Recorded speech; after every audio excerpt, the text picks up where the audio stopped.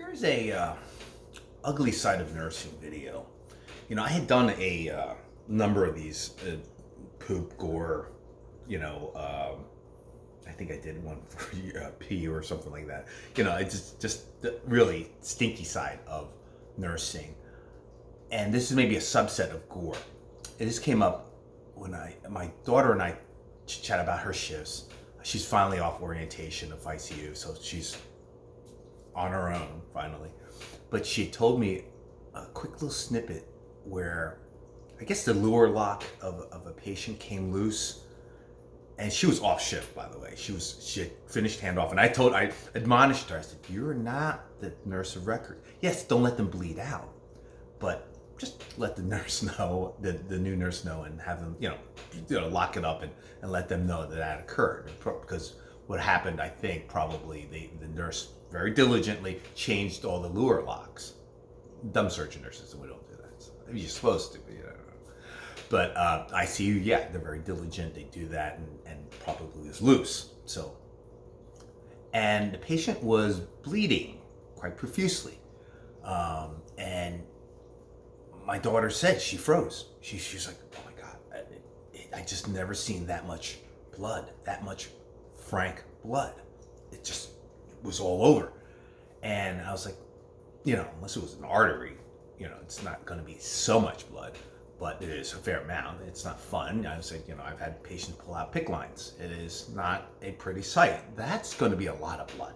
That's going to be very, serious. I think a few years ago we had someone pull out their central line that did not end well.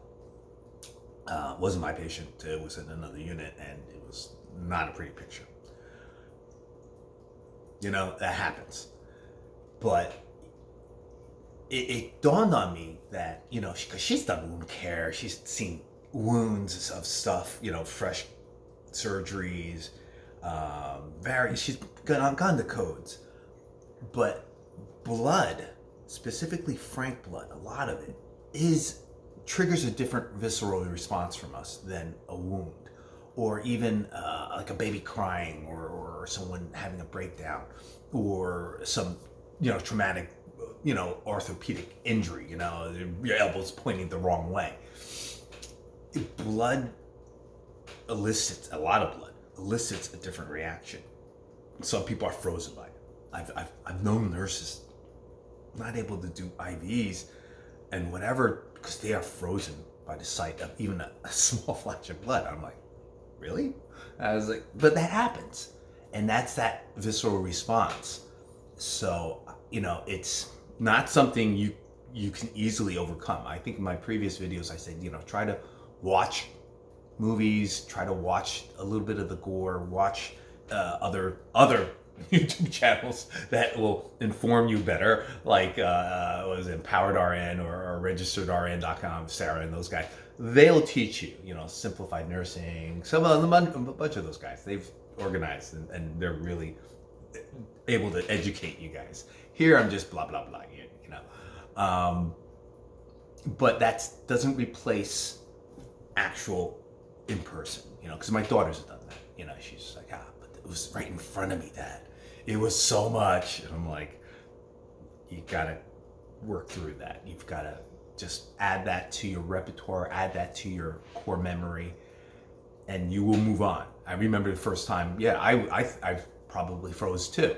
Just like, wow, this person's really injured. She was like, "Oh my God, you're dying." I was like, "No, I'm not gonna be dying from an IV out, unless their hemoglobin's like 4. Then there's a good chance. It's really borderline at that point.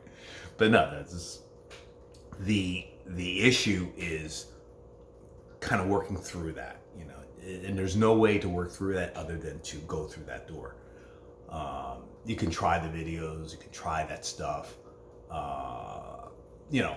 Being a butcher doesn't help because it's animal blood versus human blood. Human blood is much more,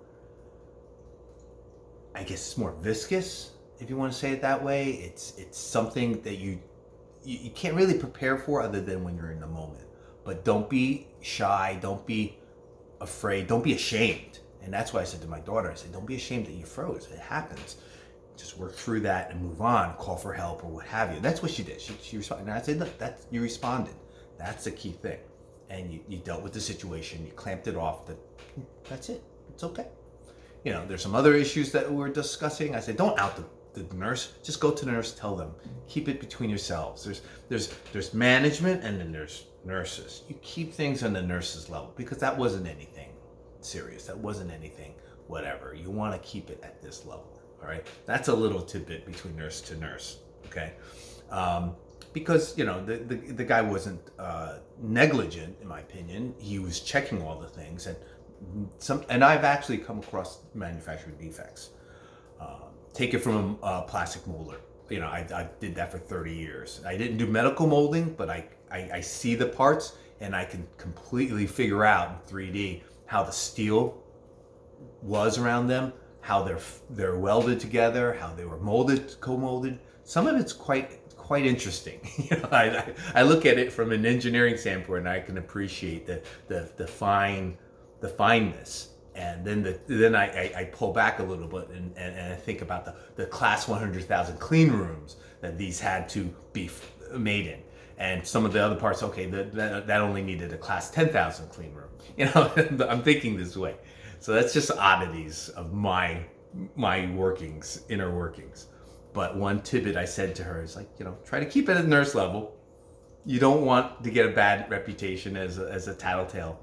But as for the going back to the topic of the gory, bloody part, that is something you're going to have to encounter. And I find a lot of people dismiss nursing because I can't handle the poop, I can't handle the pee, I can't handle the whining, I can't handle the blood.